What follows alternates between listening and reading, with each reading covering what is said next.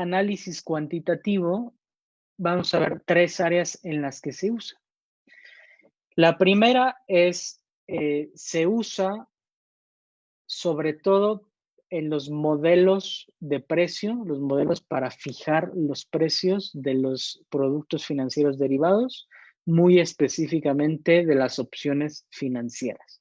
Las opciones financieras, los precios de las opciones financieras están basados en fórmulas y modelos matemáticos estadísticos que toman en cuenta la volatilidad, que toman en cuenta la tasa libre de riesgo, que toman en cuenta el tiempo, que toman en cuenta una serie de factores para llegar a un precio en las opciones, ¿vale? Segunda área en la que se usa el análisis cuantitativo en la práctica es para la gestión del riesgo. Los grandes fondos de inversión, bancos de inversión, inversionistas institucionales utilizan estos mismos modelos matemáticos estadísticos para definir parámetros de riesgo. Y si este sistema les dice que están sobreapalancados o que tienen demasiada exposición o lo que sea, pues reducen la exposición que tienen de riesgo en los mercados. O si están por debajo de cierto nivel de riesgo, probablemente tomen mayores posiciones, ¿vale? Y de la misma manera se utiliza para crear algoritmos. Ustedes habrán escuchado tal vez que el mercado está lleno de algoritmos que están poniendo todo el tiempo posiciones de compra y de venta y que trabajan de manera automatizada, ¿no? Y eso es cierto, no es ningún mito. Hay muchos algoritmos en el mercado que están programados para tomar decisiones con base a las condiciones del mercado.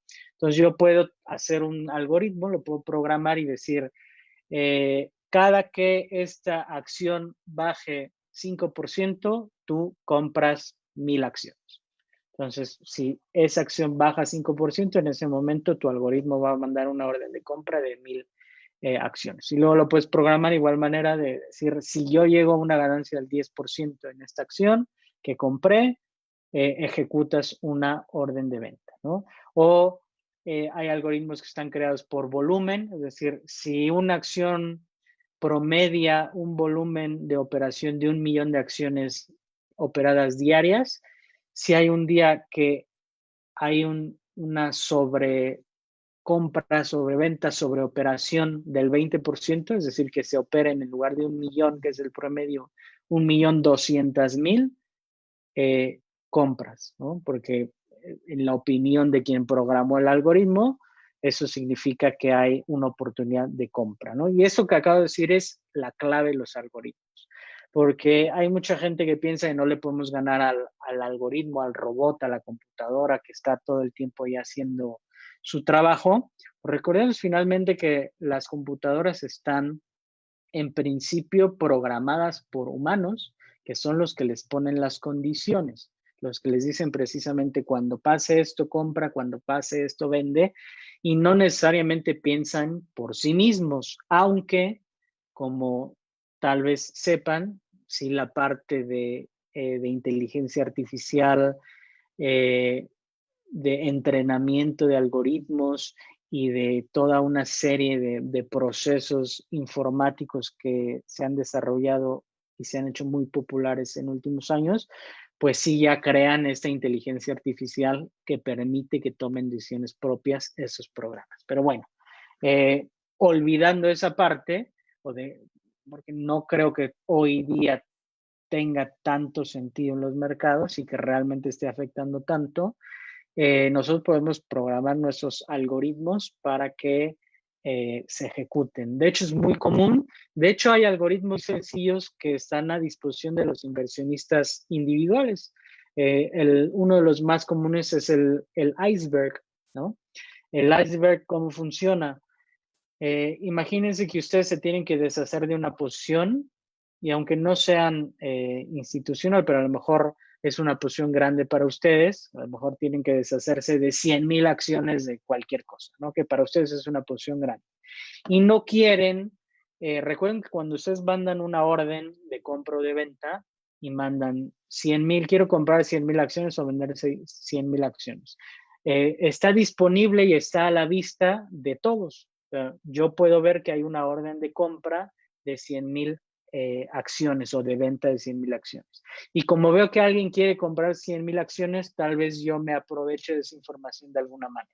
Entonces, si yo no quiero mostrar mi mano, por tomar algún término así como de póker o de apuestas, si yo no quiero mostrar mi mano, en lugar de mandar las 100,000 de un solo golpe, puedo mandar un iceberg. Un iceberg, pues se imaginarán por el nombre, el iceberg que tiene, que solamente se muestra un pequeño pedacito del iceberg, que es lo que está por encima del nivel del agua, y por debajo es donde está el hielo masivo, ¿no?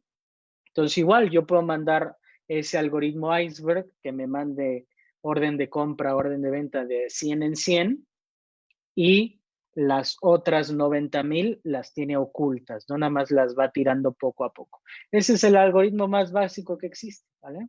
Uno de los primeros que se hicieron, y hay unos súper complejos, claramente, pero ese es muy básico y funciona de esa manera, ¿no? Entonces, no tengamos miedo cuando escuchemos algoritmos, simplemente es eso, son programas que están hechos, valga la redundancia, programados para cumplir ciertas características y tomar cierto tipo de decisiones dependiendo el mercado. Sí hubo un crash, el famoso flash crash de 2011, me parece, si no me estoy equivocando, que fue acentuado por un algoritmo, porque los algoritmos estaban programados de manera, como les dije, más o menos de volumen, donde decían, mira, si aumenta el volumen a la baja, tú vendes 2. Si sigue aumentando, pues ahora vendes 4. Y si sigue aumentando, esto era como que exponencial. Y entonces un algoritmo se fue alimentando de otro y de otro, de otro y de otro, y causó un mega problema que se resolvió bastante rápido. El flash crash se llama flash crash porque fue de minutos, ¿no? O sea, de repente el mercado se empezó a caer dramáticamente, pero duró minutos y fue causado en parte por algoritmos que se empezaron a alimentar de este volumen y empezaron a vender,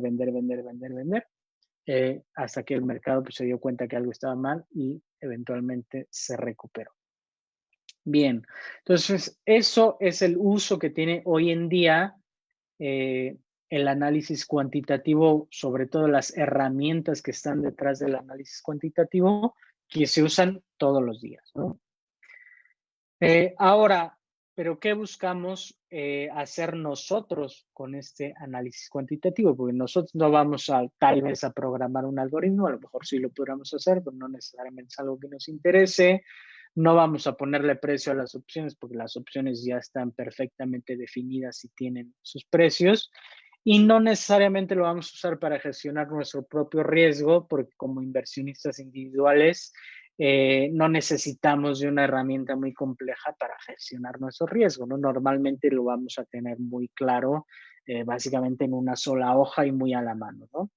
Nosotros que de pronto sí podemos tener, me refiero a como fondo de inversión, llegamos sí a tener muchas operaciones, sí llegamos a utilizar herramientas de este tipo, pero en lo general para portafolios pequeños, para inversiones individuales, no hace tanto sentido, ¿vale?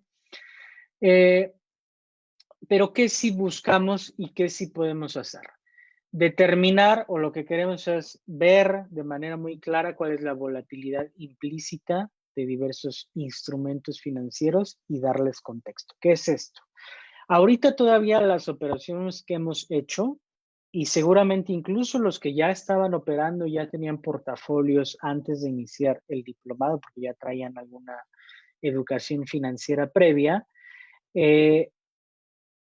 tienen una acción o comprar una acción y van arriba 20%, 30, 40, 60, lo que sea, pero no tienen un contexto claro de cuánto puede subir diario o cuánto debería subir diario una acción semanalmente, mensualmente, cuáles son esos parámetros. Y esos parámetros están definidos por la volatilidad. Si no conocemos esos parámetros, un día nos despertamos y decimos, subió 10%, qué bueno. Al otro día subió 1%, al otro día cayó 3%, al otro día Es decir, no tenemos realmente contexto de. Si entendemos cómo funciona la volatilidad y cómo funcionan esos rangos de precio, pues entonces sí podemos tener un contexto, y si vemos que la acción tiene una volatilidad implícita, que quiere decir que se movería 1% diario y se movió 10, podemos pensar que tal vez estemos en un extremo y entonces nos puede llevar a tomar una decisión de toma de utilidades o de tomar una pérdida o de hacer un ajuste en nuestra posición. Si no lo hacemos y lo dejamos ahí ir, estamos como que manejando con los ojos medio vendados, o por lo menos con uno de los ojos tapado, ¿no? Si no tenemos esos contextos, podemos ganar, podemos tener éxito, podemos tener un muy buen portafolio, podemos tener buenos rendimientos, pero nos quedamos ahí, como comenté al principio. Nos quedamos solamente con una parte y estamos dejando de lado muchas de las cosas que los verdaderamente profesionales de esto son donde sacan los rendimientos más altos y de mayor interés, ¿no? A través del análisis de datos y con la aplicación de modelos de precio de las opciones financieras, determinar rangos probabilísticos. Esto lo vimos hace algunas sesiones cuando les mostré un cono de probabilidad. Les mostré un cono de probabilidad del Nasdaq y lo vimos. De aquí a un mes, el Nasdaq se proyecta que esté entre este punto y este punto. Y un mes después, validamos que efectivamente se encontró en la parte baja de uno de los rangos. Les comenté, esos rangos funcionan la mayoría de las veces. A veces, obviamente, no funcionan, pero la mayoría de las veces, con bastante certeza, nos encontramos dentro de esos rangos. Pues, lo ligo con el punto anterior. Si ustedes tienen una acción o están viendo un índice o lo que sea y de repente se salió del rango por el doble, es fácil pensar que están en un extremo y que la probabilidad es más bien que se regrese a que continúe bajando, simplemente porque todo mundo está viendo este mismo tema, sabe que estamos en un extremo. Entonces, hay que tomar decisiones basadas en este tipo de información objetiva, ¿vale? Analizar, por supuesto, las correlaciones entre diversos tipos de activos, porque esto va ligado con el siguiente, que es gestionar el riesgo a través de una verdadera diversificación. Aquí repito en la diferencia entre la diversificación que vemos en un clásico libro de texto o el portafolio ideal que veíamos la semana pasada, que normalmente si ustedes leen diversificación es compra en lugar de acciones individuales, compra ETFs. Aparte ten renta fija, aparte ten algo de mercados emergentes y aparte ten algo de mercados desarrollados, ¿no? Y eso para ellos es diversificación. Eso no es diversificación. Y lo más claro es, nuevamente, pandemia COVID-19, mes de marzo, absolutamente todos esos activos se cayeron.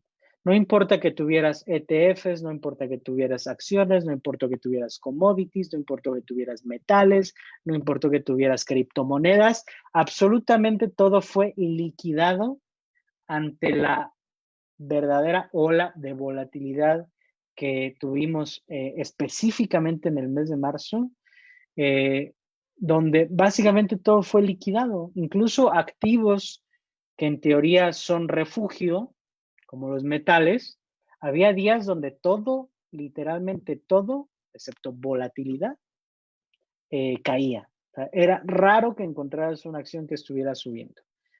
Entonces, ¿hay cuál diversificación? Si absolutamente todo está cayendo, si nadie va a pagar dividendos, si las fibras no van a dar distribuciones, si ni el oro, ni la plata, ni los metales preciosos me sirvieron como refugio, ¿cuál fue la diversificación? La verdadera diversificación tiene que ir basada en estudios de correlación. Estudios de correlación son, si esta cosa sube, esta otra cosa baja. Entonces, si esta otra cosa baja, pues esta cosa sube. ¿Por qué? Porque si yo compro las dos, cuando una caiga, la otra forzosamente va a subir. Entonces, el ejemplo claramente es la volatilidad. Yo creo que la volatilidad forma parte indispensable de un portafolio. Y eso no lo van a ver prácticamente en ningún lado. Nadie les va a enseñar, o sería muy raro que encontraran información buena que les dijera cómo incorporar volatilidad a su portafolio. Y yo creo que es clave, ¿no? Es una parte esencial para el portafolio, ¿vale? Y la utilización de una diversidad de estrategias, es decir, la verdadera diversificación no es solo comprar diferentes tipos de activo y comprar activos no correlacionados, sino es también tener diversidad de estrategias. Lo dije en su momento también y me regreso nuevamente a la parte de la pandemia. Es algo que ya comenté anteriormente, pero para los que no lo escucharon en su momento, no han repasado esta sesión y para los invitados del día de hoy, la mayor parte del movimiento bajista en el mes de marzo, es decir, donde hubo las mayores pérdidas en el mes de marzo, se dio en la noche, o sea, se dio con los mercados cerrados. Se dio la única manera que tú podías tener una posición o administrar tu posición o gestionar tu riesgo era con futuros. Si tú no sabes de futuros, no entiendes futuros, no tienes una cuenta que pueda operar futuros, pues estabas perdido. El mercado seguía cayendo durante la noche y te despertabas a la siguiente mañana con todas las acciones abajo 10, 15%. Y sin poder hacer nada, porque a las 3 de la tarde cierra el mercado y vuelve a abrir hasta las 8:30. Y si tú solamente tienes acciones, no puedes hacer nada. No puedes defenderte de ninguna manera. Te tienes que esperar hasta las 8:30 y ya de ahí decidir pues si vendes o compras más o que hasta también tus opciones son limitadas. En cambio, si tienes estrategias en todo tipo de activos,